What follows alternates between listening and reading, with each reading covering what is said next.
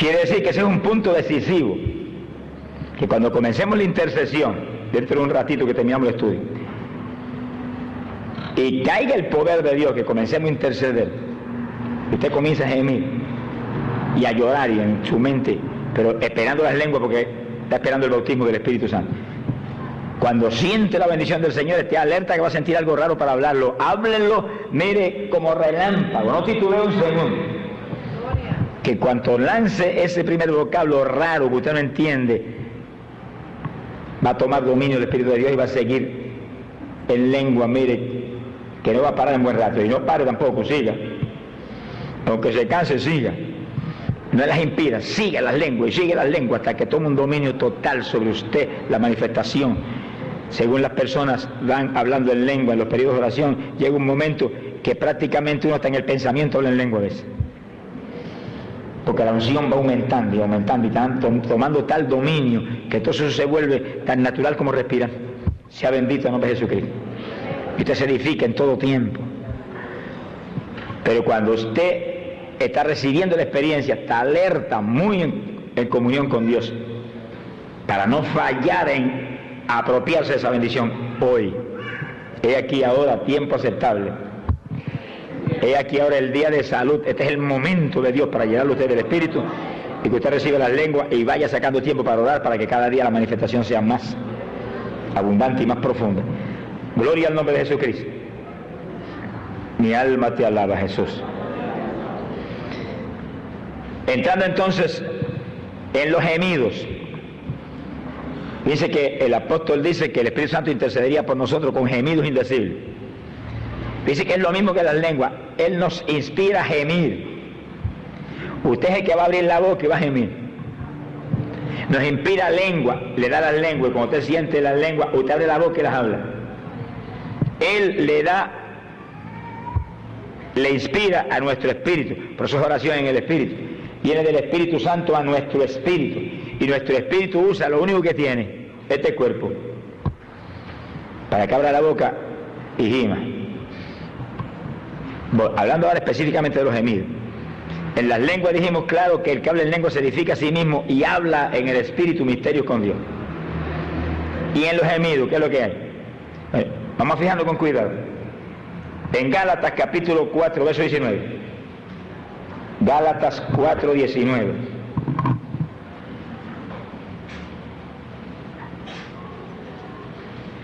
El apóstol Pablo dice que sufría como con dolores de parto para que Cristo fuera formado en los Gálatas. Fíjense, esa oración como de dolores de parto es oración con gemidos. Cuando la mujer está a punto de dar a luz, mire, gime y grita con todo lo que tiene, tratando de con su mismo esfuerzo provocar el alumbramiento. Y Pablo compara eso, compara la oración con gemido, con esa situación de la mujer dar a luz, donde hace fuerza con todo lo que tiene y gime y grita y llora hasta que nace la nueva criaturita. Y en la oración con gemidos, mire para qué Pablo oraba en esa forma: para que Cristo fuera engendrado, formado en los Gálatas. Gálatas 4:19. Que conocen ese pasaje saben que los Gálatas se habían tornado un poquito atrás en su fe y estaban como tendiendo a volver a las cuestiones de la ley. Y cuando Pablo supo del asunto, le escribió una carta inmediatamente, y en la carta les recordaba que ellos habían aprendido la doctrina de la fe, que sabían que ya no era por cuestiones de la ley, sino por la fe en Cristo que teníamos la victoria. Pero no se conformó con escribirle la carta y darle doctrina. De rodilla sufría como con dolores de parto en la oración para que Cristo se engendrara en los Gálatas. Se le arrancara lo de la ley y se le sembrara en el corazón lo de Jesús exclusivamente. ¿Y cómo era esa oración? Pues es una oración con gemido, violenta, como en agonía, exactamente como la mujer que está a punto de dar a luz. Prepárense los varones para que den a luz esta mañana. Sonríase, que el Señor le ama. Estamos hablando espiritualmente. Espiritualmente, varones y mujeres tenemos que dar a luz, engendrar. ¿Qué engendramos? En el caso de Pablo, ahí eran nuevas criaturas en creyentes que ya estaban arrepentidos, pero que como estaban como medio titubeantes. Y tenían que nacer de nuevo, tenían que ser engendrados como nuevas criaturas para que no cayeran en el error que ellos iban a caer. Y con su sufrimiento, el gemido es como una expresión del sufrimiento interno que hay, por el problema que sea. El problema de Pablo era que los gálatas no le cayeran en ese error. Entonces expresaba su sufrimiento con gemido. Y en la mente, engendra a Cristo en ellos. Engendra, no permita que caigan en esa vanidad otra vez. Engendra a Cristo en ellos. Parte de tu fe real. Ahí, y gemía. Como la mujer que está a punto de engendrar, de dar a luz. Que en el gemido de la mujer que está a punto de dar a luz, no solamente gime y grita por su boca, hace fuerza con todo lo que tiene, para echar fuerza a criaturita lo más ligero posible. Porque a pesar de que hay movimientos automáticos, ¿verdad?, que provocan el parto, la persona con su fuerza muscular también ayuda. Y las madres que han dado a luz saben eso mejor que nadie, porque han tenido la experiencia. ¿Cómo era el asunto? Y los padres que hemos estado al lado hemos visto los gritos también. Sea bendito el nombre de Jesucristo. Hemos oído la gritería también. Y la fuerza que hace la mujer para salir de ese trance ligero. Gloria al nombre de Jesucristo. Que sí que Pablo compara con una situación como esa, la oración con gemido, para mostrarle a usted que no es una oracioncita muerta, y usted ahí suavecito, no, es que con todo lo que usted tiene, usted lanza su gemido para arriba, porque usted está dando a luz en ese momento, usted está engendrando en ese momento, llevando a cabo un alumbramiento, en este caso una nueva criatura en Cristo, de alguien que está, como hay muchos evangélicos hoy en día, a media. Y sí que para atacar esa tragedia de la tibieza hoy en día, este es el sistema apostólico. Usted hace una lista así de todos los tibios, Juan, Pedro, Santiago, Felipe, María, y anota todos los nombres. Y empieza entonces a gemir por ello, y en la mente, mira y gime, y engendra a Cristo en él, y engendra a Cristo en él, y reprende ese demonio tibieza, ese demonio mundano, lo echo fuera, y ahí eso en la mente, y gime. Esa es oración en el Espíritu a favor de los tibios y los que están a media en el Señor, para que la nueva criatura sea engendrado en ellos. Pero a veces gemimos para engendrar hijos, que ahora es sencillamente que se convierta papá que no está convertido, o el esposo que está todavía en el mundo, o aquel hijo que está perdido allá en cuantas cosas de aquí abajo. Y usted gime por ello y en su mente engendralo como hijo. Engéndralo como hijo y gime por él, y gime con él. Es también para engendrar, para dar a luz un hijo. Pero es alguien que estaba perdido, que viene al Señor. Que sí que hay dos aspectos, hay dos tipos de alumbramiento. Uno para engendrar hijos y otro para engendrar nuevas criaturas. En los que ya aceptaron, pero que están todavía mirando para atrás. Sea bendito el Señor Jesucristo. Que sí que esa es una oración como una agonía. Los judíos eran expertos gimiendo y llorando. Y Cristo era judío. ¿Cómo fue en Getsemaní su oración? Entrando en agonía, oraba sin cesar. Se bañó en sudor. Su sudor caía como grandes gotas de sangre sobre la tierra. Tuvo que venir un ángel del cielo a entrar al lado de él en la batalla, a confortarlo, a fortalecerlo en aquella lucha por nosotros. Porque él tenía que morir por nosotros, pero no era fácil morir en un cuerpo humano. ¿Qué dijo el Señor cuando llegó a Getsemaní? Dijo, Padre, aparta de mí esta copa. Así mismo lo dijo. Y si Dios hace eso, ¿dónde estuviéramos nosotros ahora? Nos hubiera llevado el diablo a todos nosotros. Pero el hombre espiritual que reacciona rápidamente a cualquier movimiento de este de afuera, seguido dijo, pero no como yo quiera, sino como tú quieras. Y anuló el sentir del de afuera, e impuso el sentir del de adentro, que siente como siente Dios. El espíritu del hombre es antorcha de Jehová, dice la Biblia. Sea bendito, Señor. Pero ahí él mismo dijo, mi alma está triste, mortalmente triste. Se tuvo que tirar de rodillas para fortalecer esto de afuera con la oración.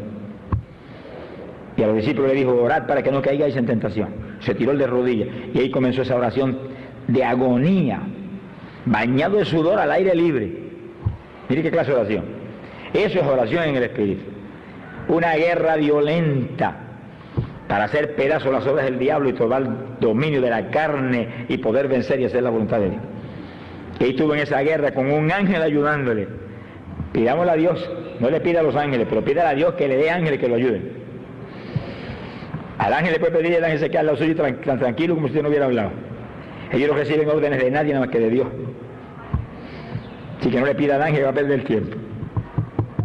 Vamos a mirar para arriba así a ver si Dios dice sí o dice no. Señor, tú prometiste el servicio de tus ángeles. Permite que un ángel tuyo me ayude ahora en la oración. Y ahí están para ayudarnos, pero es con órdenes de arriba. Usted no los va a mover, Dios es el que lo va a mover cuando usted le pida a Dios que lo haga. Se ha glorificado el nombre de Dios. Hay gente que le pide al arcángel Miguel. Miguel está allá arriba, a lo mejor con Dios allá arriba, y no, ni oye lo que está sucediendo. Hay aquí abajo 4 cosas, que eso es tremendo. Pero lo que le pida a Dios, Dios sí tiene ángeles para enviar. Y Jesús recibió un ángel que lo ayudó, hasta que sintió que tenía la victoria. Fíjense que oró, se puso en pie, vino acá, durmiendo estaban, lo despertó. ¿Por qué dormir? Despiértense a orar. Volvió para atrás, se arrodilló, volvió, se puso en pie y fue para allá, durmiendo estaban otra vez. Ahora ni les habló, volvió para atrás y se arrodilló. Ahí no se volvió a parar hasta que no sintió la victoria. Y en la intercesión, uno de los puntos más difíciles y más decisivos es seguir en la oración hasta sentir la victoria. Y nos puede tomar media hora, nos puede tomar 1 hora, o 2 horas, o 3 horas. Pero si usted es valiente en la cosa de Dios, usted dice, no me paro hasta que no sienta que esta victoria es mía, que está en tus manos y que no hay diablo que pueda hacer otra cosa. Y ahí entra y intercede, y ahí, y gime, y llora, y lágrimas, y lengua, y ahí, y lo tengo en la mente, lo tengo, me lo diste, estoy seguro. No me paro hasta que no me confirme el asunto, y ahí, hasta que de pronto el poder de Dios cae. Y cuando el poder de Dios cae, hay muchas manifestaciones extraordinarias. Puede que le entre usted un espíritu de risa que usted no puede parar de reírse. A carcajada, que el que mira al lado suyo ya se volvió loco este. Pero esa risa es como una manifestación de que ya está en las manos de Dios el asunto y está hecho. No hay que interceder más, es gozarse ahora porque la victoria es nuestra. A veces hay quien da un salto y danza como un trompo que parece un loco y es una manifestación de alegría, de total vitalidad porque está la victoria en sus manos. Sea bendito el nombre de Jesucristo. A veces usted está en la intercesión, de pronto Dios le da una visión y en la visión usted ve la victoria. Y usted se saca un grito, gracias que lo tengo. Ya se acabó la intercesión. Pero a veces nos paramos de las rodillas antes de tiempo. Y no hemos conquistado todavía el asunto y todavía hay que seguir intercediendo hasta que atravesamos a través del problema. Y lo ponemos en las manos de Dios. Y estamos seguros de que la victoria es nuestra. Cuando llegamos a Panamá para las campañas, el día 17 creo que fue de mes pasado, llegamos jueves y me dijeron, aquí hace meses que no llueve. Y yo dije, ay, gloria a Dios. Pues esa misma tarde abrió a llover que no paraba. Yo dije, este recibimiento. Y llovió, y oramos por el asunto. Al otro día amaneció feísimo el día, y llovió todo el día, viernes. Y el sábado llovió todo el día. Yo dije, este asunto está feo. Y el domingo dije a los muchachos, vamos todos en ayuno y no vamos a entregar hasta que Dios nos dé la victoria sobre la lluvia. 3 días corridos lloviendo y el domingo llovía a cántaro. Y ahí empezamos la intercesión. Y ora, y clama, y ora, y entre más oramos, más duro llovía. Y ora, y gime, y ahí, y este ayuno para que rompa esa traba del diablo, y este ayuno, y hasta que no nos hable que está la victoria nuestra, no paramos de orar, ni entregamos. Y ahí seguimos, y seguimos. Por la tarde, no recuerdo bien la hora, las 2, las 3 o las 4 por ahí de la tarde, estábamos en lo más profundo de intercesión, estábamos en una profundidad de intercesión, mire que aquello parecía que se nos desgarraba el alma fuera del cuerpo. Y de pronto, mire, yo personalmente sentí una explosión por dentro. Y con aquella explosión la sentí por dentro, salió un aleluya por la boca que yo creía que le había volado el techo a la casa. Y gracias Jesús, y ahí mismo cayó el poder de Dios sobre todos nosotros. Mire, unos saltaron y danzaron, otros se reían a carcajadas, aquello era una fiesta tremenda. Sabíamos que había terminado la intercesión y que lo de la lluvia estaba en manos de Jehová, Dios de los ejércitos. Bendito sea Jesús. Aleluya. Mira, hermano, seguía lloviendo todavía, no había parado de llover, pero ¿qué me importaba a mí lo que estaba viendo? Ya yo sabía que estaba hecho. Nos fuimos, entregamos el ayuno, teníamos hambre todito. Y gracias que lo hiciste, y el cielo nublado, nada, está hecho, mentiroso diablo, ya estás vencido. Y se fue aclarando el cielo, y el luna amaneció un poquito nublado, pero se fue aclarando, y de pronto, mire, ese culto por la noche, nada, ¿no? Y ni un día nos llovió en la campaña. Y uno de los días que llovió de día, no, tú me dijiste que estaba en tus manos, ya mismo escampa, y escampaba y se acababa ahí. 8 días sin molestarnos la lluvia. Más ha llovido aquí que allá. Pero ha parado a tiempo, gracias a Dios. Bendito sea el Señor. Quiere decir que la intercesión es la que nos da victoria, pero hay que pelearla hasta que sentimos la victoria. Hasta que el Espíritu de Dios muestra que eso está ya en manos de Dios. Y la intercesión puede durar media hora, 1 hora, 2 horas o 3. Sonríese que el Señor le ama. O 4 o 5, pero Dios no falla en darnos la victoria. Pero hay que seguir la guerra espiritual ahí con gemidos y lágrimas y lengua hasta sentir la victoria, sentir la seguridad. Gloria al nombre de Jesucristo. Cuando nosotros comenzamos a construir las oficinas actuales que tenemos en Puerto Rico, el edificio Cristo Viene, Dios me había hablado que tenía que construirlo. Cuando se salieron los planos, cuando hicimos los planos para construir y fueron a las oficinas de gobierno donde tenían que aprobarlo, no salían de esas oficinas por nada. Y pasó 1 mes y 2 meses y por nada, íbamos allá, hablábamos, sí, ya mismo sale, y no salían. Yo dije, aquí metió la pata el diablo, así que vamos a caerle arriba. Y nos agarramos una noche todo el grupo que trabaja conmigo allá en una casa que teníamos de oración, una colina por allá solito, y caímos a interceder. Señor, esos planos, hasta que tú no nos muestres que esto está ya resuelto, no paramos. Y ahí empezamos. Y ahí pasó media hora, y pasó 1 hora, y pasó 1 hora y media. Y de pronto cuando íbamos casi como 2 horas de intercesión, pero que era como estruendo de grande estruendo. De pronto Dios me dio una visión y yo vi un jinete que venía corriendo hacia mí, un caballo, por una pradera verde, linda. Cuando llegó cerca, puso la cabalgadura así de lado, levantó la mano así y me gritó, se rompieron las trabas del diablo. Mira, hermano, yo di un salto y eso que él me dijo yo lo grité a toda boca al grupo que estaba intercediendo con todo. Se rompieron las trabas del diablo y cuando dije eso cayó el poder de Dios y aquello era un escándalo, pero aquello la risa de algunos y otros saltaban y otros se reían y otros se recostaban así, gracias que lo tenemos ya. A los 2 días salieron los planos. 1 año se trataron de salir de esa oficina. No hubieran salido nunca. Quiere decir que estaba el poder del diablo ahí aguantando el asunto en cuánta forma. Lo más que el diablo tiene son 6 cuaces aquí abajo para usar. Pero cuando se rompió eso, me imagino que ver un ángel entrar en la oficina y decir, no me hagas esos planos, diablito, que estos planos van para afuera. Suéltelo y haga favor y váyase de aquí. Sea bendito en nombre de Jesucristo.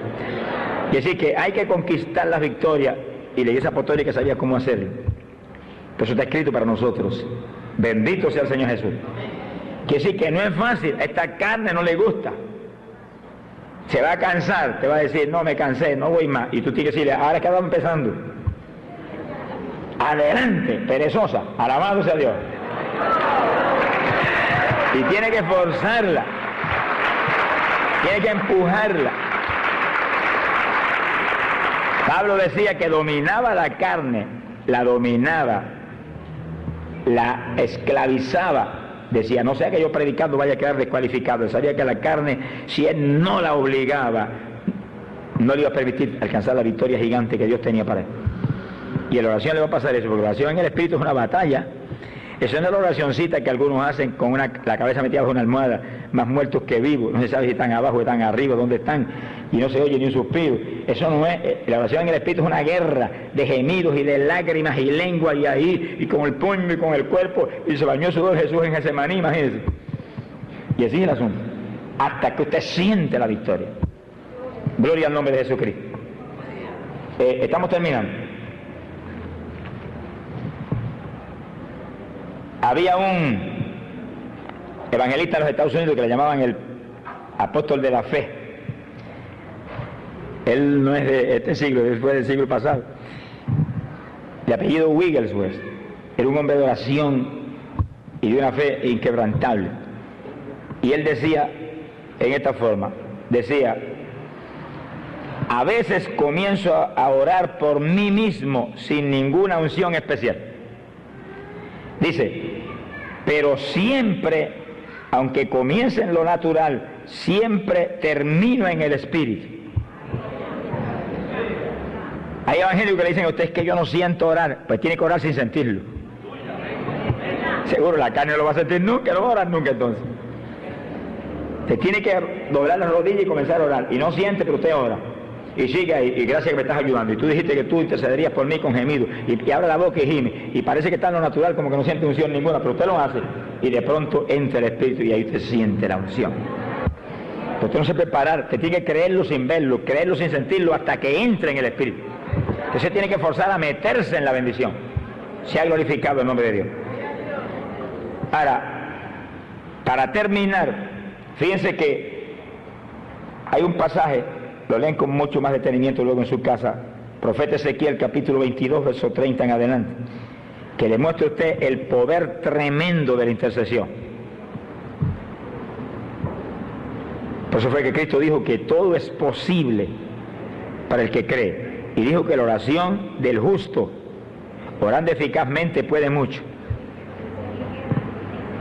Ezequiel capítulo 22, verso 30 en adelante.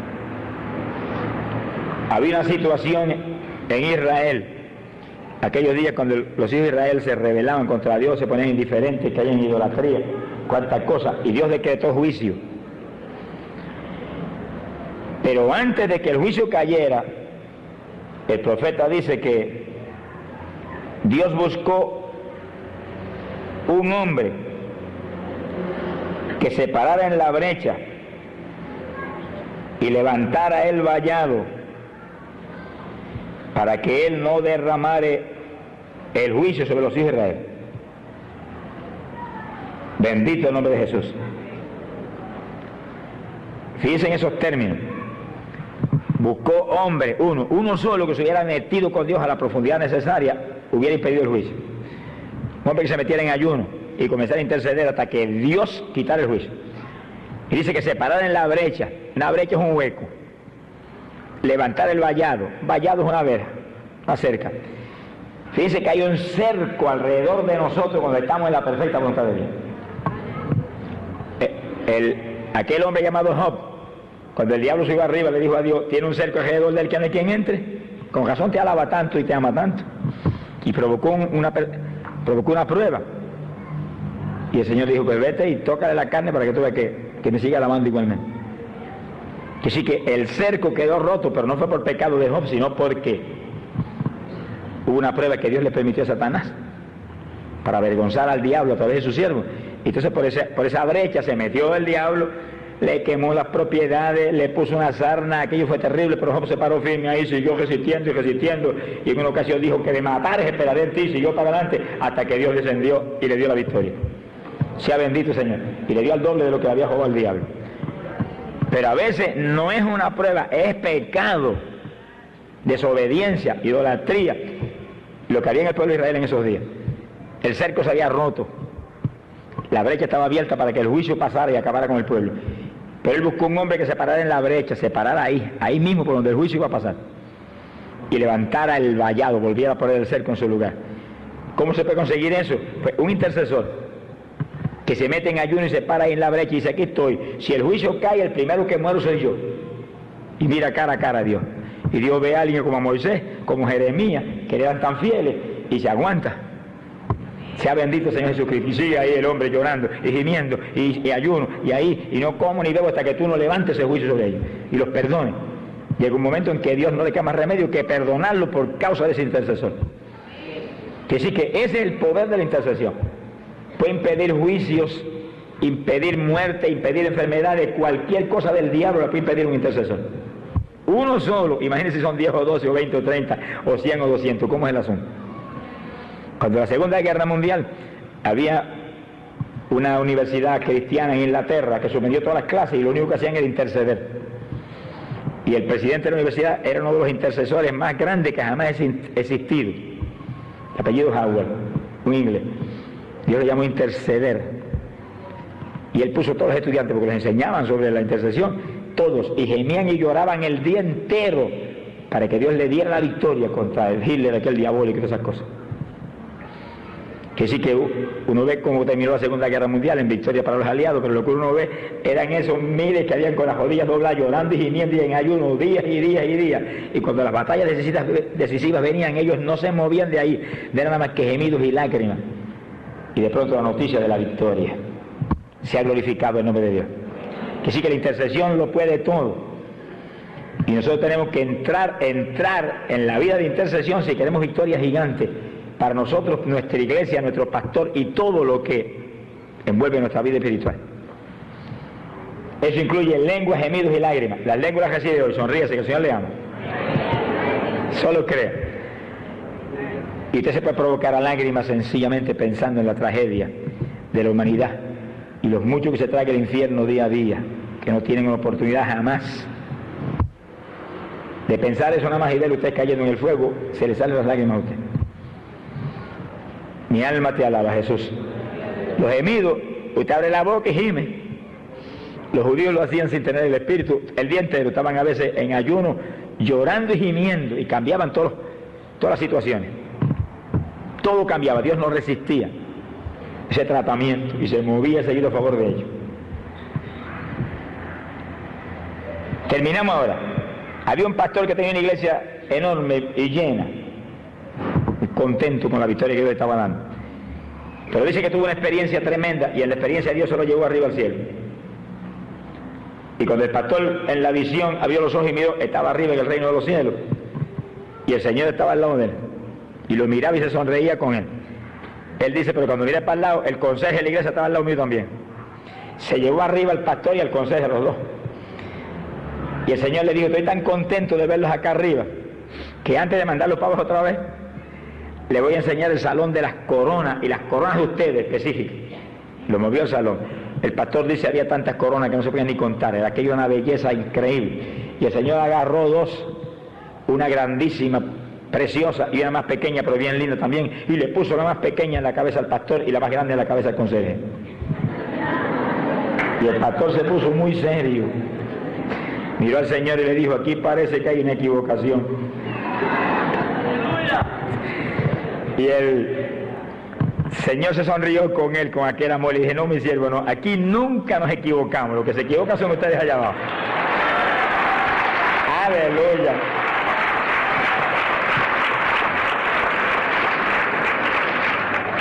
Y el pastor le dijo, Señor, yo sé que acá no se equivocan, pero yo no entiendo, le dijo. Yo fui el que construía el templo, yo era el que predicaba, yo era el que visitaba los hogares y el que enseñaba la palabra. Me parece que lo veo con la mano así, contándole con los dedos bien claro, para que viera que eran 4 cosas. Y le dijo, señaló al hermanito, era el que barría en la iglesia y trapeaba allí el piso. Y ahora estamos aquí arriba y él tiene la corona más grande y yo la más pequeña. Yo no entiendo. Dice que el Señor lo miró con aquel amor y le dijo, mi siervo, ciertamente que tú fuiste el que predicaste y eres el que predica y enseña y visita los hogares y has construido el templo, por eso te amo tanto y estás aquí arriba conmigo y tienes esa corona tan linda en la cabeza. Le dijo, pero ese, señaló el consejero, era el que en las noches estaba 3 y 4 y 5 y 6 horas gimiendo y llorando para que tu esfuerzo tuviera la victoria que han tenido. Bendito sea Jesucristo. Le dijo, por eso él tiene la corona más grande. Quiere decir que en la iglesia del Señor no hay nada más grande que el intercesor. Hermano, ese es el ministerio de Cristo. Cristo es el intercesor por excelencia. Ahora mismo el Señor no es otra cosa nada más que a la diestra del Padre, intercediendo todo el tiempo a favor de aquellos que a través de Él buscan a Dios. Y dijo, y todo lo que le pidan al Padre en mi nombre, yo lo haré. Y los discípulos serán semejantes al Maestro, seríamos intercesores. Y cuando venga el milenio, seremos sacerdotes de Dios y de Cristo en el milenio, intercesores. Quiere decir que no hay nada más grande que eso. ¿Cuántos quieren ser intercesores? Pues sonríese que el Señor le ama. Prepárese para madrugar y orar por horas diariamente. ¿Cuántos quieren ser intercesores todavía? Y prepárese para ayunar con frecuencia. ¿Cuántos quieren ser intercesores todavía? Ah, bueno. Eso es lo que quiere decir la gente valiente, que estén dispuestos a lo que sea. A lo que sea. Que se arrodillan, no permita que te falle. Tú sabes que soy débil, insuficiente, incapaz, pero contigo puedo. Con tu fuerza puedo, no permita que yo te falle. Ayúdame ahí y llora delante de Dios para que Dios no permita que su falla entre. Y Dios lo hace a través de usted, hermano. Porque es el Espíritu Santo el que va a interceder a través de nosotros. ¿Cuántos entienden? El intercesor es un instrumento del Espíritu Santo. El Espíritu Santo lo usa usted como instrumento, pero tiene que ponerse en manos de él y ceder a él y dominar estar dispuesto a ayunar y a madrugar y a vigilar y a lanzarse en oración ahí, hasta que la unción del Espíritu va aumentando en la profundidad que usted viene a ser, mire, un veneno para Satanás. Sea glorificado el nombre de Dios. ¿Cuántos alaban? Quiere decir que cuando entramos en profundidad de intercesión, todo cambia. Las iglesias se llenan del día, de la noche al día. Los tibios se calientan. Si hay algunos tibios se calientan esta mañana, sonríese que yo le hablo.